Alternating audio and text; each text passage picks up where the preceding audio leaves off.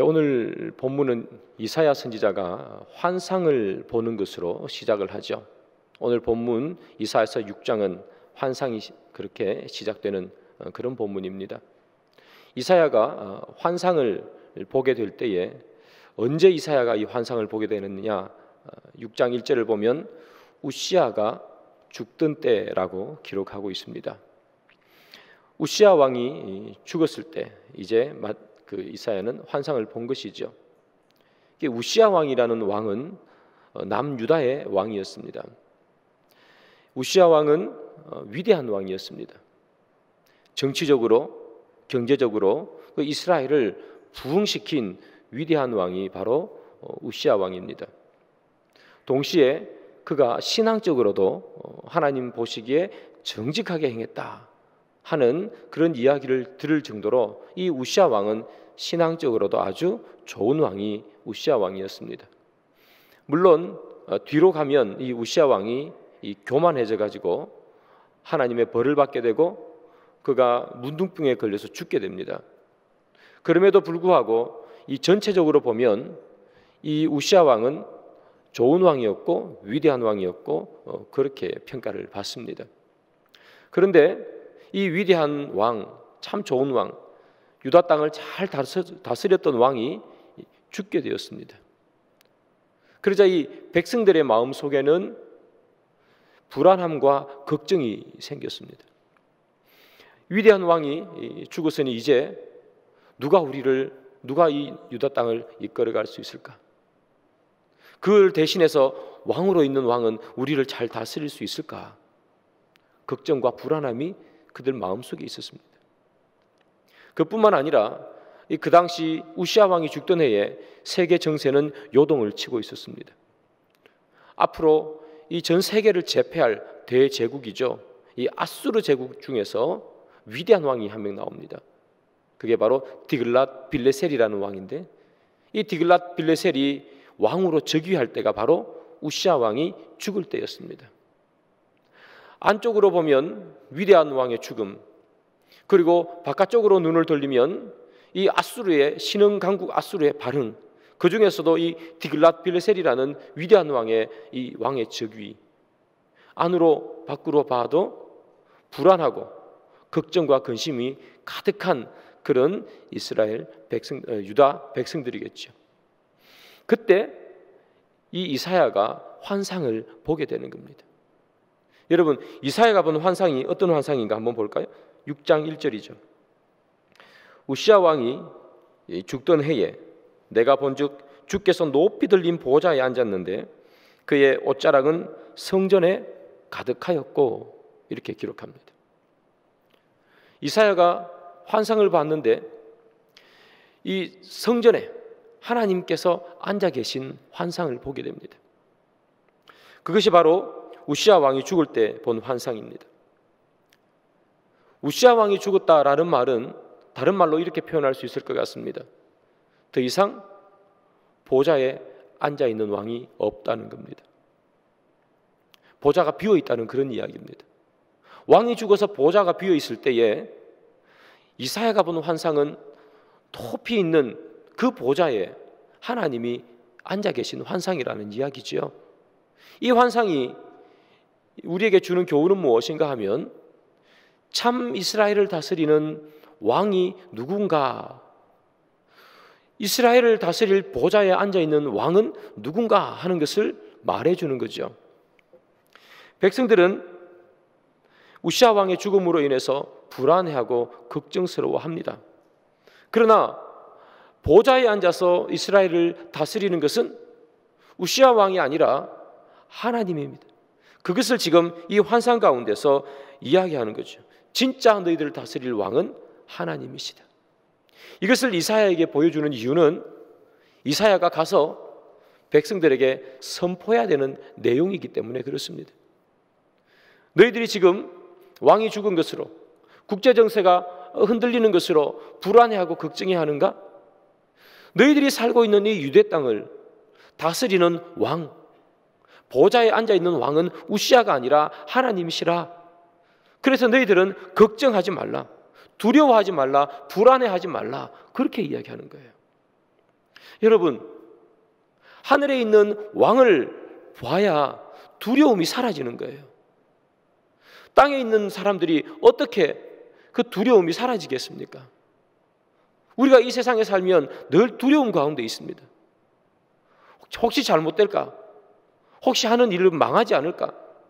사업이 잘못될까? 백신을 하나 맞아도 혹시 그 부작용 나에게 오는 것은 아닌가? 이 세상에 걱정과 근심, 늘 불안을 달고 사는 게 우리죠. 그런데 그 두려움은 어떻게 없어지는가? 우리를 다스리는 것이 하늘의 왕인 것을 그 볼 때 없어지는 거예요. 우리의 눈을 들어 하늘을 바라볼 때 불안이 없어지고 두려움이 사라진다는 거예요. 우리가 매일 땅만 보고 산다면 우리가 어떻게 여러분 두려움이 없어지고 우리가 어떻게 하늘의 것을 이야기할 수가 있겠습니까? 우리가 매일 땅만 보고 산다면 이 세상에서 주는 이 거대한 걱정, 근심의 파도를 우리가 어떻게 이길 수 있고 그 걱정, 근심의 파도를 이겨야 한다고 우리가 우리 자녀들에게 어떻게 말해줄 수 있겠습니까? 하늘을 봐야 걱정이, 두려움이 사라지는 거고 하늘 보좌에 앉아있는 하나님이 다스리신다는 것을 눈을 들어 바라볼 수 있어야 우리 마음속에 평안이 생기는 거겠죠. 여러분, 하늘을 봐야지만이 왕이 누군지 아는 거예요. 늘 땅만 보고 살며 이 세상의 문제, 인생의 문제 그거 가지고만 씨름하다 보면 우리는 늘 하늘의 왕이, 우리를 진짜 다스리는 왕이 누군지 잊어버리는 거예요. 그래서 시편 기자가 말하잖아요. 내가 산을 향하여 눈을 들리라. 나의 도움이 어디서 올까? 우리의 도움이 필요하고 도움이 필요한 상황이 생겨서 걱정과 근심이 있을 때는 어디를 봐야 된다는 거예요? 하늘을 봐야 된다는 거예요. 하늘을 볼 때 하늘 보좌 앉아있는 하나님을 보게 된다는 거예요. 여러분, 우리가 세상 살면 어떻게 매일 하늘만 보고 살겠습니까? 땅 보고 살 때가 훨씬 많잖아요. 그럼에도 불구하고 하나님께서 하시는 말씀이 너희들이 땅을 보고 살아가는 인생, 땅만 쳐다보고 살아가는 인생일지라도 그래도 한 번씩 하늘은 쳐다봐야 되지 않느냐? 하나님께서 하시는 말씀 아니겠어요? 하늘을 잊지 말자. 하늘을 보좌에 앉아있는 분이 우리 하나님이시다. 그것을 잊지 않기 위해서 우리가 한 번씩 쳐다봐야 되는 것, 그게 뭔가요? 한 번씩 쳐다보라고 우리가 하는 게 예배니. 하늘 보좌에 있다는 것 하나님께서 그거 잊지 말라고 하는 것이 기도회 같은 것들 아니겠어요? 특별 새벽 기도회 같은 겁니다. 그래서 여러분, 우리가 바쁜 세상을 살고 땅만 쳐다보고 사는 인생이라도 예배를 빠지지 말아야 하고 기도를 거르지 말아야 하는 것이 그때 우리가 하늘 보좌에 하나님이 앉아 계신다는 것을 우리가 기억할 수 있기 때문에 그런 거죠. 우시아가 죽던 해에 이 이사야가 환상을 봅니다. 하나님께서 높은 보좌 위에 앉아 계시지요. 그런데 하나님 옆에 서랍들이 거기에 있었습니다. 이 서랍이 누군가 의견이 분분하죠. 천사라고 하는 그런 학자들도 있고 그냥 상징적인 존재다라고 하는 학자들도 있고요. 천사도 아니고 상징적인 존재도 아니고 어떤 다른 존재일 것이다라고 말하는 그런 사람도 있습니다. 그런데 보통은 천사라고 해석하고 보통 말을 많이 합니다. 오늘 이거 6장 앞부분을 보면 이 서랍이 어떻게 생겼는지 그 생김새가 나오는데요. 이 서랍은 날개가 6개가 있습니다. 이 날개 6개를 가지고 날개 2개로는 이렇게 얼굴을 가립니다. 우리 한번 따라해 볼까요? 자, 이 손을 한번 펴시기 바랍니다. 여러분 이제 서랍이 되시는 겁니다. 날개 2개로 이제 얼굴을 가립니다. 가리셨어요? 예, 됐습니다. 또 날개 2개로 발을 가립니다. 이렇게 밑으로. 그리고 나머지 날개 2개는 날아다닙니다. 자, 이렇게 잠 깨시라고 제가 말씀을 드립니다. 서랍이 2개로 얼굴을, 2개로 발을, 2개는 날아다녀요. 이 서랍이 날개 2개로 얼굴을 가리는 건 뭐냐면 이 서랍이 하나님 옆에 있잖아요. 그 하나님의 존귀하신 영광을 천사라 할지라도 볼 수가 없어서 눈을 가리는 거예요. 왜 발을 가리느냐? 하나님을 섬기는 천사라 할지라도 발은 뭐예요? 더러움을 상징하잖아요. 하나님 앞에 깨끗하지 못하기 때문에 발을 가리는 거예요. 그리고 나머지 두 개로는 그냥 본래 해야 하는 일들을 하는 거죠. 평생 하나님 옆에서 하나님을 섬기던 이 스랍, 그럼에도 불구하고 하나님의 영광을 볼 수 없고 하나님 앞에 자기 몸을 가리지 않으면 도저히 서 있을 수 없는 자신의 부족함, 그래서 발을 가리는 거잖아요. 하나님께서 우리에게 요구하시는 것이 뭘까를 생각해 보는 겁니다. 하나님 우리에게 요구하시는 것은 사역일까요? 거룩한 것일까요? 하나님께서 우리에게 요구하시는 것은 우리가 일을 잘하는 것일까요? 아니면 정결한 것일까요? 하나님은 도대체 우리에게 요구하시는 게 뭘까요? 우리가 하나님 옆에 서기 위해서 우리가 해야 되는 게 뭘까요? 스랍은 평생 하나님을 모신, 하나님과 늘 함께 있는 자인데도 불구하고 영광을 볼 수 없을 만큼 자기가 미천한 존재니까 눈도 가리고 발도 가리는 거잖아요. 하나님이 우리에게 요구하시는 것은 사역이 먼저가 아니고 정결함이 먼저인 거예요. 그것이 하나님께서 우리에게 진정 원하시는 겁니다. 여러분, 우리 가운데 성가대 하시는 분들 계시죠? 하나님께서 이 성가대 대원들에게 요구하는 게 뭘까요? 노래를 꾀꼬리처럼 막 잘하는 걸 원할까요? 아니면 정결한 입술로 하나님을 찬양하기를 원하실까요? 도대체 하나님은 뭘 원하실까요? 우리 가운데 교사 스님들도 계시지요? 하나님께서 이 교사들에게 원하는 게 뭘까요? 아이들에게 성경의 지식을 해박하게 잘 가르치는 것을 원할까요? 아니면 가르치는 내가 하나님 앞에서 정결하여 하나님 앞에 올바로 예배드리고 하나님 앞에 올바로 기도하고 정결한 마음으로 아이들을 사랑하는 마음으로 아이들에게 말씀을 가르치는 걸까? 성가대도 교사도 제가 대표로 말했을 뿐입니다. 우리 다 교회 안에서 봉사하고 직분을 가지고 섬기고 있잖아요. 하나님께서는 우리에게 원하시는 것이 뭘까? 사역을 잘하는 것일까? 열매를 많이 맺어내는 것일까? 아니면 그거에 앞서서 우리 스스로를 깨끗하게 하고 거룩하게 하는 것인가? 내 발을 씻는 것인가? 어떤 것을 하나님은 원하시는 건가? 여러분, 정결이 무너지면, 거룩이 무너지면 우리의 사역이 다 무너집니다. 여러분, 정결하지 않고 거룩하지 않으면 사역하다가 어떻게 돼요? 다 싸우는 거예요. 내 말이 맞다, 내 말이 맞다. 그래서 교회 일하고 하나님 일하면서 원수 되는 거 아닙니까? 그래서 사랑하는 여러분, 우리는 하나님 앞에 서기 위해서는 사역을 잘해서 열매를 맺는 것도 너무 중요하고 소중하지만 그것에 앞서서 정결함이 먼저라는 사실을 기억하십시오. 스랍조차도 얼굴을 가리고 발을 가리지 않습니까? 그런데 우리가 어떻게 정결하지 않고 거룩하지 않고 성결하지 않은 가운데서 하나님을 만날 수가 있겠습니까?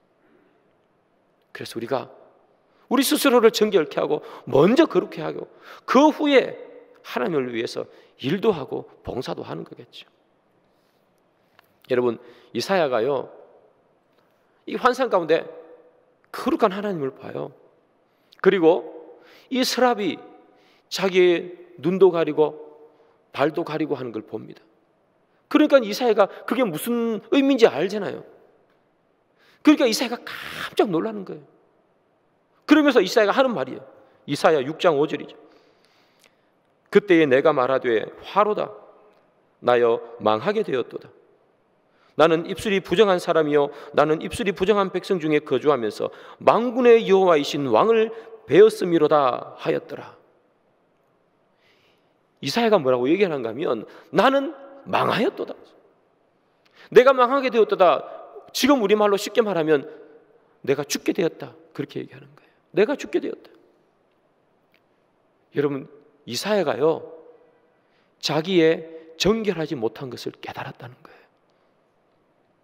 중요한 건 자기가 정결하지 못하다는 것을, 자기가 부정하다는 것을 깨닫는 것이 너무너무나 중요합니다. 여러분, 이게 너무나 깨닫는 게 어려워요.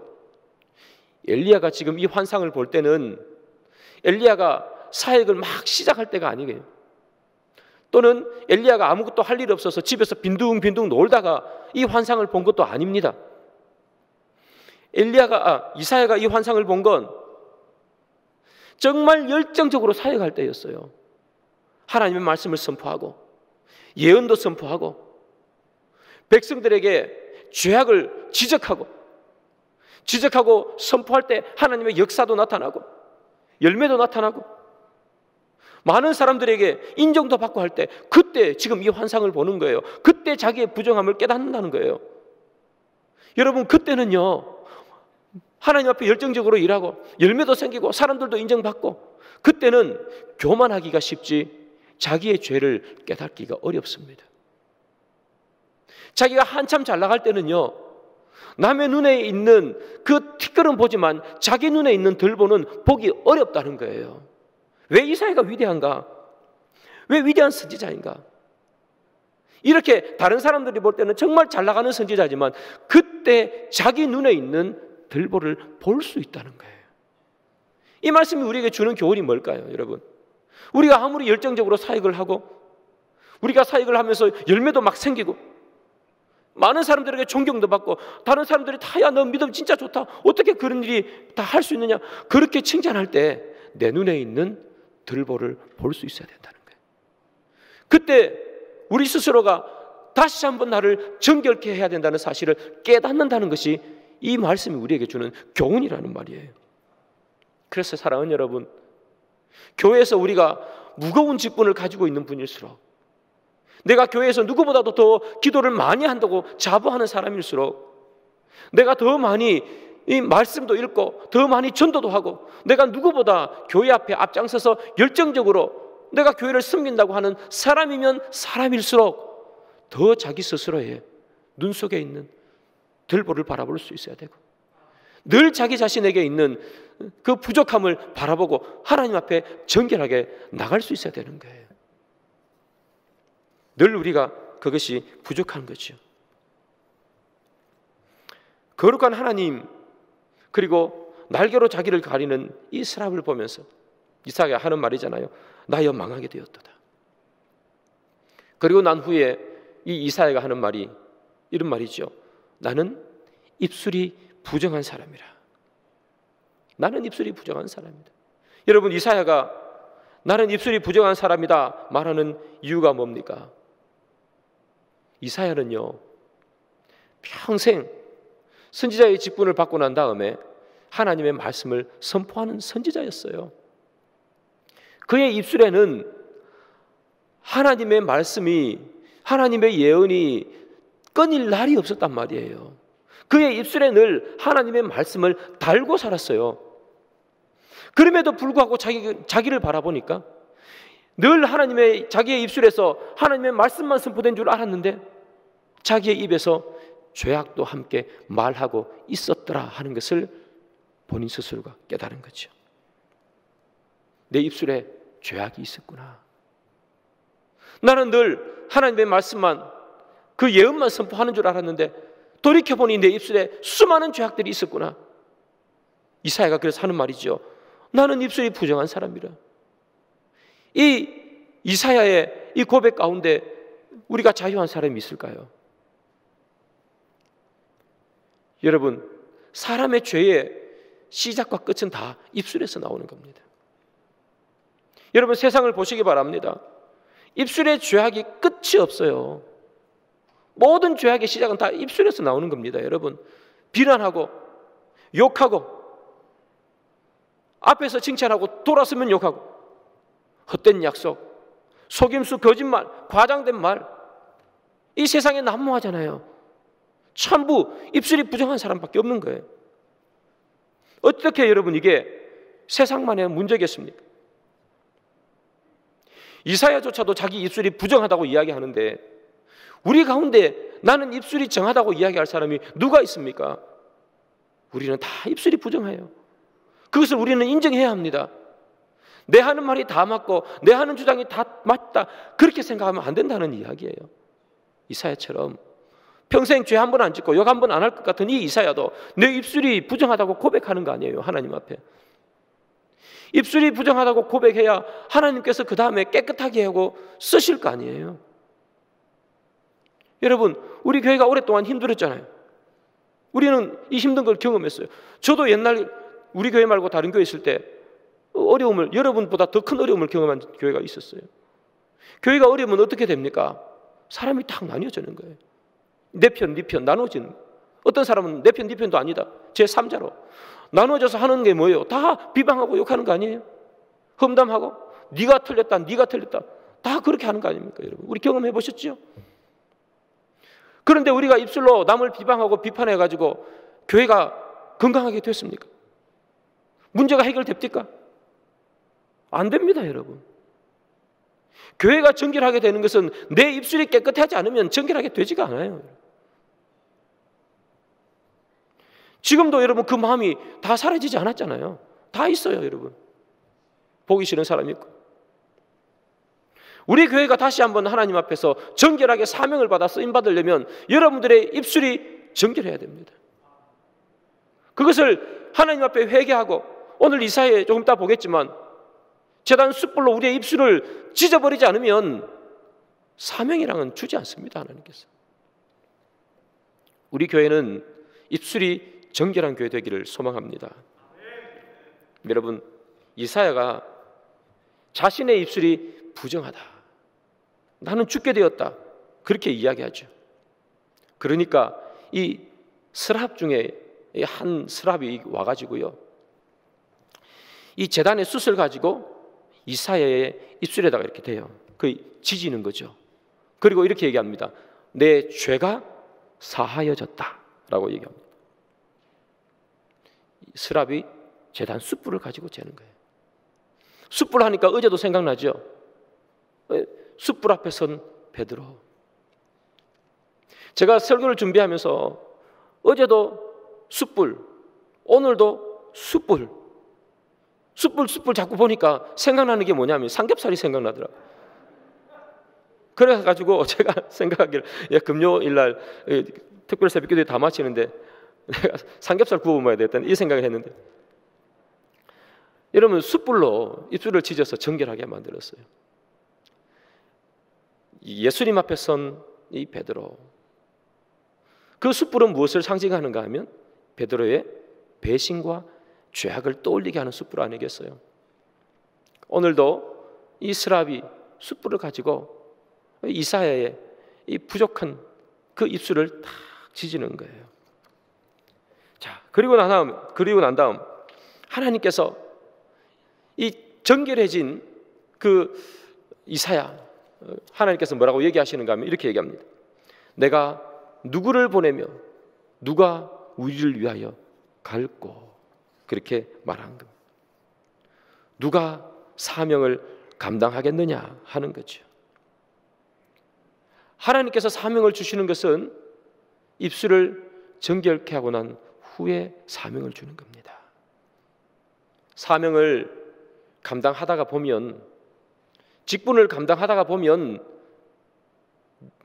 정결해지는 게 아니고요, 정결한 사람에게 하나님께서 사명을 주는 거예요.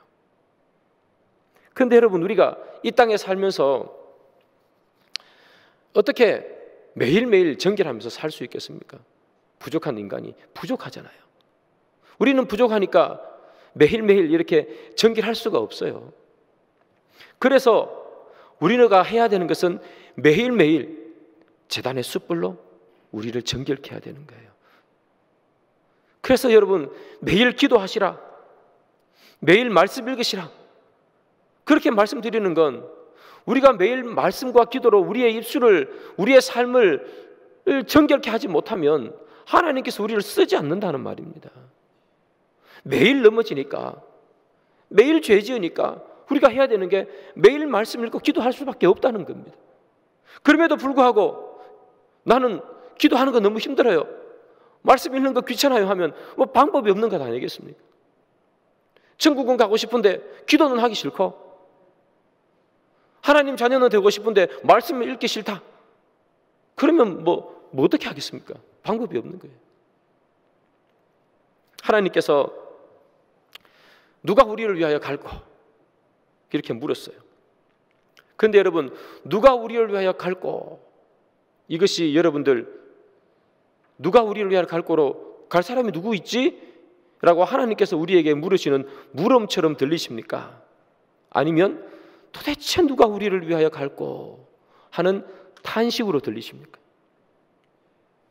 탄식입니다. 묻는 게 아니에요. 우리를 위하여 갈 사람 손 들어보세요. 묻는 게 아니란 말입니다. 탄식이죠. 왜 탄식할까요, 여러분? 입술이 얼마나 많습니까, 여러분? 이 세상에 입술이 얼마나 많아요? 지금 우리 가운데서도 여러분 얼마나 많은 입술이 있습니까? 세상에 그 많은 입술 가운데 하나님의 말씀을 선포할 입술이 하나 없다는 거예요. 그래서 하나님께서 탄식하는 게 뭐예요? 누가 우리를 위하여 갈고 하는 것 아닙니까? 세상에 잘났다고 하는 사람이 얼마나 많습니까? 믿음 좋다고 하는 사람들이 얼마나 많아요? 교회 이야기하면 교회는 이래야 된다, 교회는 저래야 된다, 그렇게 말하는 사람, 정답만 말하는 사람이 얼마나 많습니까, 여러분? 그럼에도 불구하고 하나님께서 하시는 말씀이 뭐예요? 보낼 사람이 없다는 거예요. 전부 자기 입술로 숯불을 지지지는 않고 입 바른 소리만 하더란 말이에요. 그 하나님께서 하시는 말씀이 도대체 누구를 보낼까? 보낼 입술이 없다는 거예요. 그래서 여러분, 그 말을 듣고 이사야가 하는 말이에요. 내가 여기 있나이다. 나를 보내소서. 나를 보내소서 얘기해요. 그래서 하나님께서 이 이사야가 입술이 깨끗해졌잖아요. 제단 숯불로 안 지지면 아마 하나님께서 아무 말씀도 안 하셨을 텐데, 이 깨끗해진 이사야, 하나님께서 이렇게 얘기합니다. 가라. 내가 여기 있습니다. 나를 보내소서. 이때 하나님께서 가라 이렇게 얘기하시죠. 그러면 어디로 가라고 얘기하시는가? 이사야서 6장 11절 12절이죠.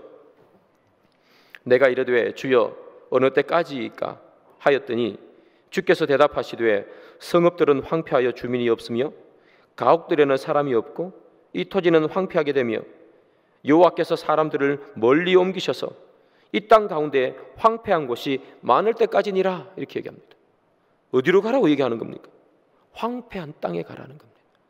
황폐해질 땅, 망할 땅에 가라는 겁니다. 아니, 입술을 정결하게 하고 깨끗하게 했으면 깨끗한 데 보내야지. 어디로 보냅니까? 망할 땅, 황폐할 땅에 보냅니다. 이 유대 땅이 왜 망하고 왜 황폐해집니까? 유대 땅이 망하고 황폐해지는 이유는 딴 건 아니죠. 그들 가운데 있는 음란함, 더러움, 우상 숭배, 욕설, 이런 것들이 난무하기 때문에 황폐해지고 망하는 겁니다, 여러분. 깨끗해진 자를 어디로 보내요? 더러운 곳에 보낸다는 이야기입니다. 깨끗해진 자를 깨끗한 데 보내가지고 먼지 하나 없는 데 보내는 게 아니에요, 여러분. 하나님께서 우리를 깨끗하게 하시면 우리를 어디에 보내세요? 더러운 곳에 보낸다는 거예요. 정결하지 않은 곳, 음모 술수가 가득한 곳, 음담 패설이 난무한 곳, 속임수가 난무한 곳, 그곳에 우리를 보낸다는 거예요. 더러운 곳에. 그래서 여러분, 인생은 두 가지 종류밖에 없어요. 하나는 뭐냐? 내가 더러워서 더러운 곳에 가는 인생. 하나는 내가 정결해서 더러운 곳으로 보냄받는 인생. 이것을 사명자라고 부르죠. 여러분, 우리는 어떤 인생을 살아야 할까요? 오늘 예배를 마치면 여러분들은 세상으로 가야 합니다. 세상은 깨끗하지가 않습니다. 그곳에서는 자기 입술이 더러움에도 불구하고 더러운지도 모르는 사람들로 가득 차 있는 곳입니다. 음모 술수가 가득한 곳입니다. 비열한 곳입니다. 그곳에 여러분들 가야 하는데 여러분들이 더러워서 더러운 곳에 가기를 원하십니까? 여러분들이 정결하여 하나님 앞에 보냄을 받아서 그곳에 가기를 소원하십니까? 우리는 도대체 어떻게 한 상태에서 이 세상으로 달려가야 하는 것입니까? 사랑하는 여러분, 우리가 더러워서 더러운 곳에 가는 그런 인생이 아니라 정결하여져서 하나님 앞에 보냄받고 더러운 곳에 가는 인생이 되기를 소망합니다. 그래서 우리 여러분, 오늘도 우리가 해야 되는 것이 뭘? 나를 정결케 하는 것, 나를 정결케 해서 하나님을 만나는 것, 이것이 오늘 이 새벽에도 우리 가운데 있어야 하는 겁니다. 오늘 설교의 제목이 뭡니까? 정결하여 하나님을 만나자. 하나님이 우리에게 요구하시는 것, 정결한다는 것. 정결할 때 하나님은 우리를 만나 주신다는 것. 정결할 때 하나님은 우리를 사명자로 사용해 주신다는 것. 그것을 여러분 기억하시기를 바랍니다. 말씀의 결론을 맺습니다. 사랑하는 여러분, 우리는 어떤 인생으로 세상에 달려가기를 원하십니까? 거룩해서 세상으로 보냄받기를 원하십니까? 더러워서 더러운 사람들 사이에 인기를 원하십니까? 하나님이 우리에게 요구하시는 것은 무엇입니까? 성결입니까? 아니면 일 잘하는 것입니까? 능력입니까? 정결입니까? 정결이 능력이요, 정결이 힘인 줄 믿으시길 바랍니다. 2022년 올 한 해 동안에 여러분들 스스로를 정결케 하시는 한 해가 되기를 바랍니다. 다른 누가, 어떤 사람이 보기에도 정말 열심히, 정말 열정적으로, 누가 봐도 하나님 앞에서 거룩하게 살아왔다고 여러분 자부하는 인생이라 할지라도 스랍, 하나님 앞에서 눈을 가리고 발을 가리는 인생이었던 것처럼 우리 스스로를 다시 한번 바라보고 우리가 하나님 앞에 설 수 없는 존재라는 것을 기억하시고 우리를 스스로 가려 정결케 하는 그런 2022년 한 해가 되어 하나님을 만날 수 있는 여러분 되기를 주님의 이름으로 축복합니다.